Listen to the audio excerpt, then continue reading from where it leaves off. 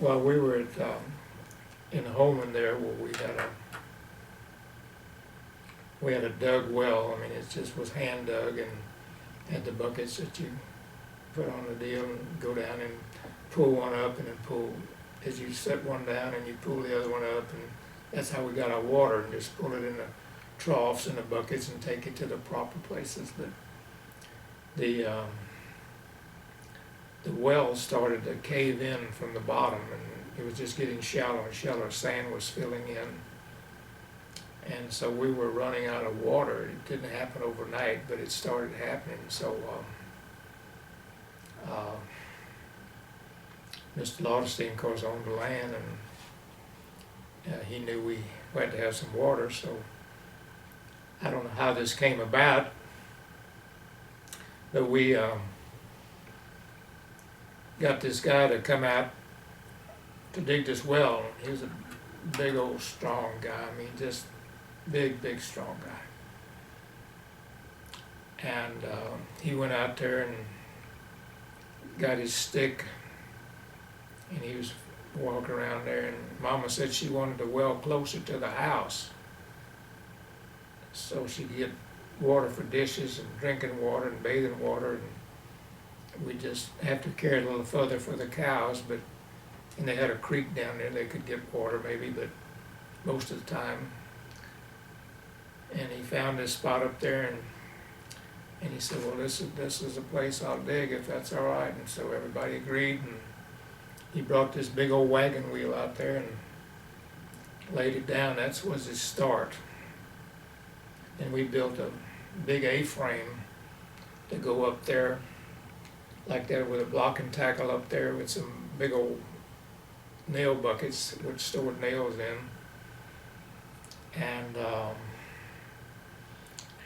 And we got brick out there, because he's going to brick this well in. He wasn't going to, he didn't want this thing caving in on him or anything like that.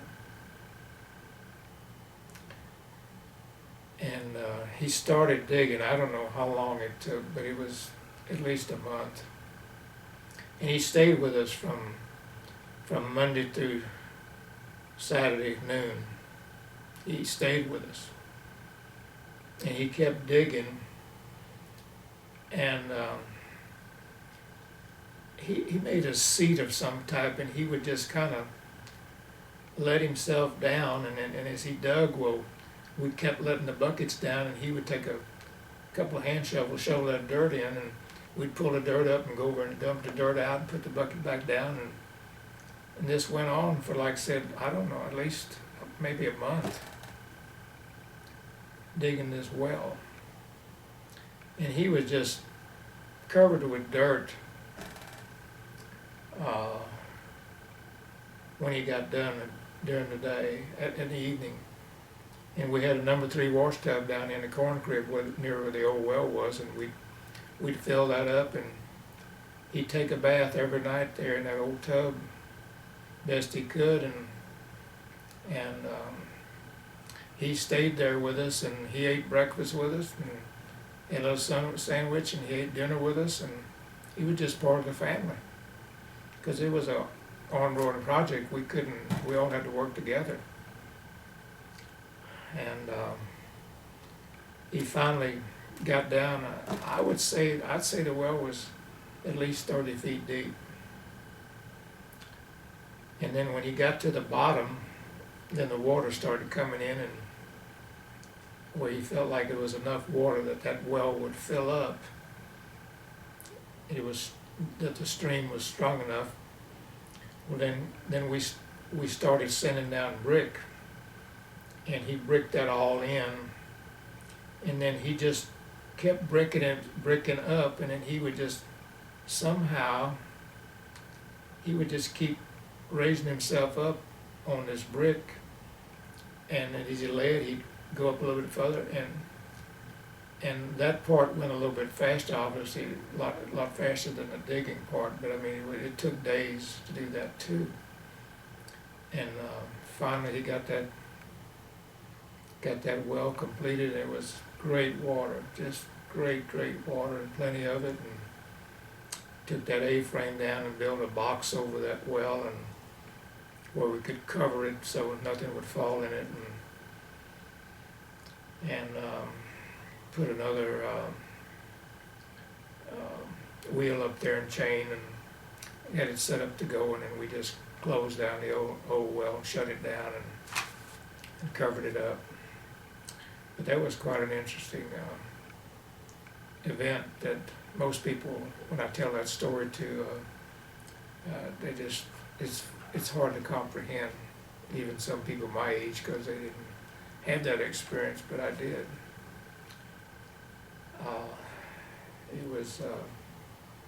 It was just a neat experience. Like I said, he was just part of the family. And when I was in LaGrange, they had a tradition of they had freshman day,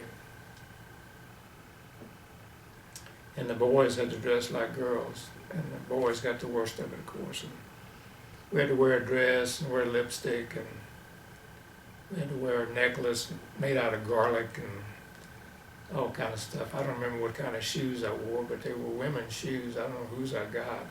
Mom's were too small, I guess I borrowed, so I don't remember.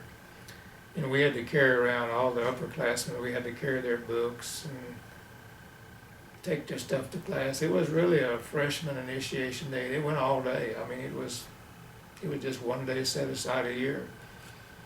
And I don't remember what the girls did, but they had to dress funny and do things too. But the boys got it, especially if they didn't like you.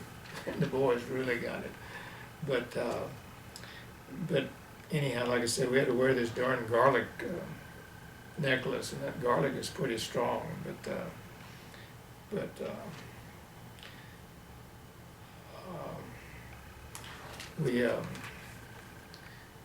We had like I said, we always went to town on Saturdays, and we had a dog, and his name was Stinky. We had a lot of dogs, but this dog was a great dog, and I think he might have been half coyote or whatever. He was just a good dog, and he would help bring in the cattle and just chase them in, and he was a well-liked dog. And what we fed the dogs in those days was mush. We'd mostly boil cornmeal, let it store, and maybe put a little bacon grease in it. And that was what the dogs ate, most of them. Of course, they ate chicken bones and hog bones when we were, had those things. But anyway, I'm almost sure it was the same. I think we had to go to a wedding that night in Weimar, and I think Dorothy Bittner got married there in Weimar. I'm almost positive. And we were going to leave about noon and go to town about then and just shop and stay in town a little while and go to that wedding. And it was during the summer, and like I said, whenever there was shade, dogs, chickens, anything, they would crawl under, or get under a tree or get under a house or get in whatever. And we still had this 39 Ford, and for some reason Stinky was crawled under the car. And my daddy cranked up the car, and I guess, I don't know, dog didn't move or something, and my dad backed over him with the front tire, and that dog died, and we were so sad that whole afternoon. And at the wedding, I could tell, I remember that all I thought about was that dog. And but anyhow, we got over that, but it was a sad day, because that dog was he was a great dog. And down in the river bottom now, there was no question there was rattlesnakes down there. And the cotton stalks are about this high and full green, and except the year of the drought, they weren't quite that big. But I know my mom, we'd stand there and talk a little bit every now and then, take a break, and we'd pick one row at a time, and she would sometimes be a cotton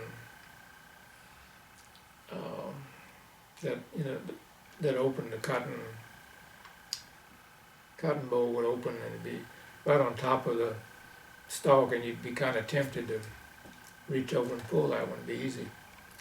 And she reached over and crossed another row, which is about that far apart, reached over and just picked it while we're talking. And that gummo snake just came right up, a rattlesnake.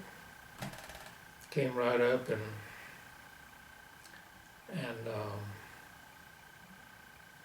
so we got away from the data, ran and got a cotton hoe, and we showed him about where that snake was, because we moved over, because it was hot, the ground was hot, he wasn't going to move. More than likely he was probably on the move during the night, and light came and he just stayed there in that field, because they usually go more toward the trees and stumps and things. But I'm not a snake, I guess I may be, but I don't know how they think, but that's our logic. And he killed that snake, and